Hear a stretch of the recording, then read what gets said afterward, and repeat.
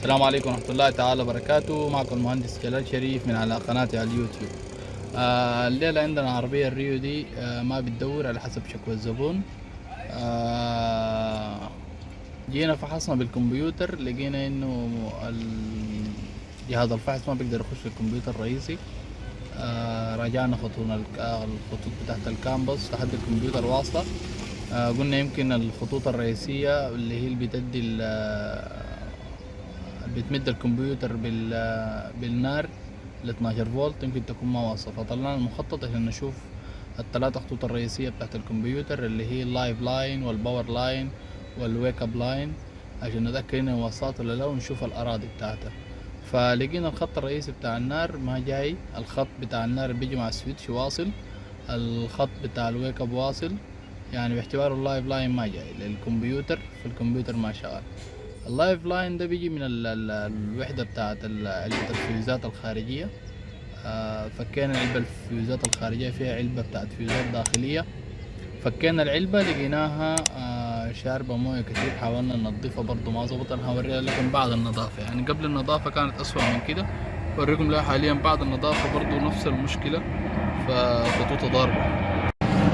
دي الوحدة علبة الفيوزات الخارجية EMS اللي هي داخل علبة الفيوزات الخارجية. دي علبة داخلية داخل علبة الفيوزات الخارجية، فيها المين ريلي. شايفين الخطوط قايمة كيف؟ فيها مشكلة، العربية ما تدور.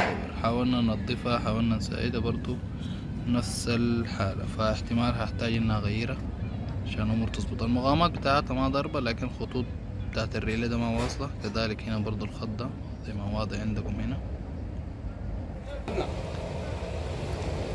فدي اللي هي العلبة الموجودة بالجنب هنا داخل العلبة دي الموصلة ومدية الخطوط الرئيسية. ففي الخط بتاع الناري ما موجود، ما جاي للفيشة دي.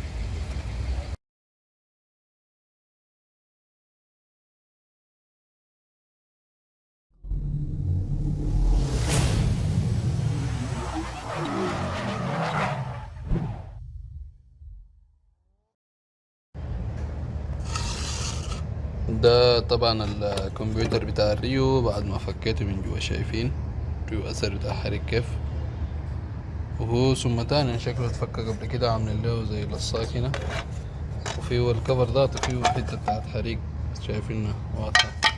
هنا برضه في اثر بتاع حريق، هو بيجاي وبيجاي الاتنين. فده اللي اغير له الكمبيوتر. نشوف التشليع، نجيب واحد تاني، ننقل السوفت وير ونغير له علبة الفيوزات عشان ما تصير في الجديد، وإن شاء الله الأمور تظبط كلها تمام التمام. علبة الفيوزات الجديدة مع الكمبيوتر الجديد. قلنا الكمبيوتر ده نفس الرقم، هنركبه ونبرمج عليه وتدور إن شاء الله. نركب الكمبيوتر ونبرمج عليه وإن شاء الله الأمور تمشي تمام. لكن علبة الفيوزات لازم قلت أغيرها مع الكمبيوتر الجديد، لأنه عشان ما تقوم تعمل العملية بتاعت انها تقوم تضرب الكمبيوتر الجديد وندخل في تكلفة بتاعت كمبيوتر سهل. طيب ده الكمبيوتر بعد ما ركبناه نجرب ندور. طيب دي العربية، بسم الله نجرب ندور ونشوف الحاصل شنو. بسم الله. يعني كده العربية دورت بأمانتين الله، أمورها واضحة ظابطة.